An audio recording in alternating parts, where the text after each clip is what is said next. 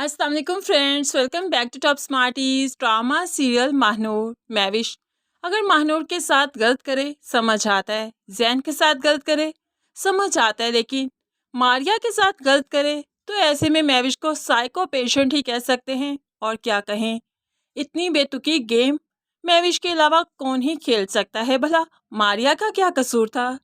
उसे जो अरसे बाद खुशी मिलने वाली थी उसे छीनकर मैविश क्या सुकून से रह पाएगी, क्या जी पाएगी?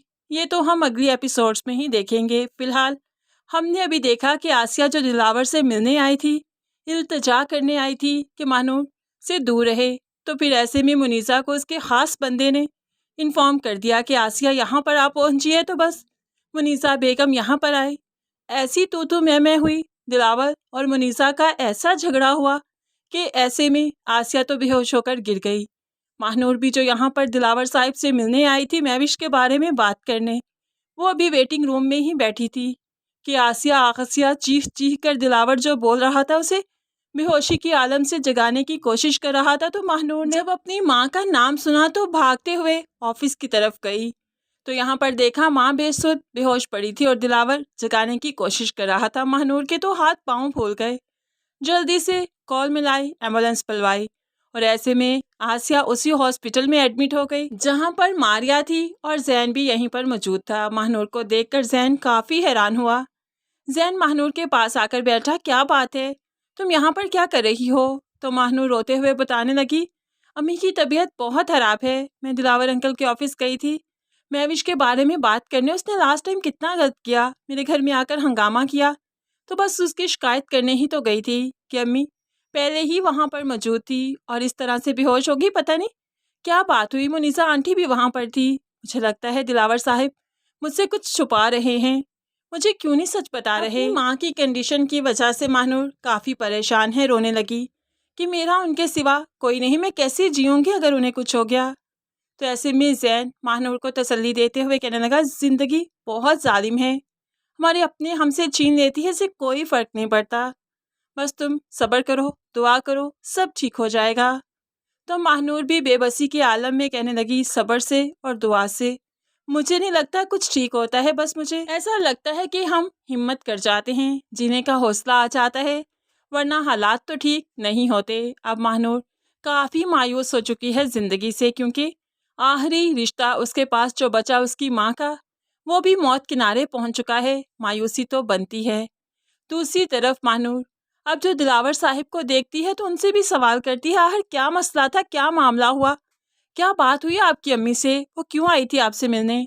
इतने सवाल, महानूर के सवालों का जवाब दिलावर साहिब नहीं दे पा रहे, सिर्फ खामोश बैठे हैं, तसल्ली ही दे सकते हैं कि सब ठीक हो जाएगा। दूसरी तरफ मुनीसा बेगम घर गई तो आज महविश के जैसे तोड़ फोड़ कर रही थी। दानिश देखकर हैरान, क्या हुआ मम्मा, आप ऐसे रिएक्ट क्यों कर रही हैं? तो मुनीसा रोते हुए कहने लगी, वो वापस आ गई दिलावर की ज़िंदगी में, वो दिलावर को हमसे छीन कर ले जाएगी, लेकिन मैं हिम्मत नहीं हारूंगी, ऐसी जगह पर फेंकूंगी मैं आसिया बेगम को कि उसकी 7 नस्लें याद करेंगी कि उसका पाला किससे पड़ा है। जानती नहीं वो भी मुझको, मैं अपना घर बचाने के लिए किसी भी हद तक जाऊंगी। अब यहाँ पर दानिश अपने बाप की वजह से परेशान, क्या मतलब, बाबा कहाँ पर हैं, वो घर पर क्यों नहीं आए? तो ऐसे में मुनीसा बताने लगी, हॉस्पिटल में गया है, आसिया की तबीयत जो बिगड़ गई थी, जाना तो था ही, तो अब जल्दी से दानिश हॉस्पिटल जाता है, जानता है कि बाप की तबीयत बिगड़ जाती है, बीपी शूट कर जाता है, इसलिए वहाँ पर जाना बहुत ज़रूरी था। गया तो बाप को ठीक ठाक देखकर जान में जान आई, फ़ौरन से पूछने लगा, क्या हुआ, क्या मामला है, सब ठीक तो है ना? तो दिलावर साहिब मायूसी से कहने लगे, अगर हासिया को कुछ हो गया ना, खुद को माफ़ नहीं कर पाऊँगा, इतने अरसे बाद वो जो मिली है, तो मेरी वजह से ही अगर उससे कुछ हो गया तो मैं नहीं जी पाऊँगा। मुझे लगता है रेत के जैसे सब कुछ मेरे हाथ से फिसलता जा रहा है, मैं हालात को कंट्रोल नहीं कर पा रहा, पता नहीं ऐसे में मुझे ही ना कुछ हो जाए। दानिश अपने बाप की वजह से काफ़ी परेशान है, क्योंकि वो बाप से बहुत मोहब्बत करता है। इतने में डॉक्टर ने आकर बताया कि आसिया को होश आ चुका है, आप लोग मिल सकते हैं। तो बस फिर महानूर भागते हुए गई और पीछे जैन, दानिश और दिलावर साहिब भी।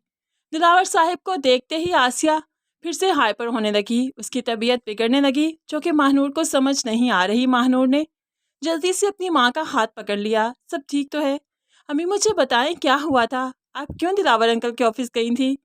खैर यहाँ पर आसिया की कंडीशन ये नहीं कि महानूर को सब बता सके। वैसे ड्रामा काफ़ी ड्रैग किया जा रहा है।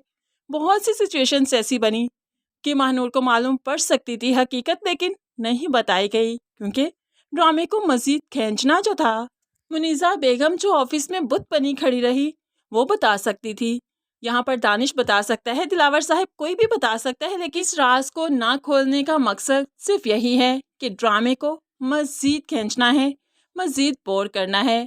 वरना अगर हकीकत बताई जाए तो यहाँ पे तहलका ना मच जाए, ट्विस्ट ना आ जाए, कोई स्टोरी आगे को मूव ना कर जाए, जो कि आई गेस हमारे राइटर साहब फिलहाल नहीं चाहते।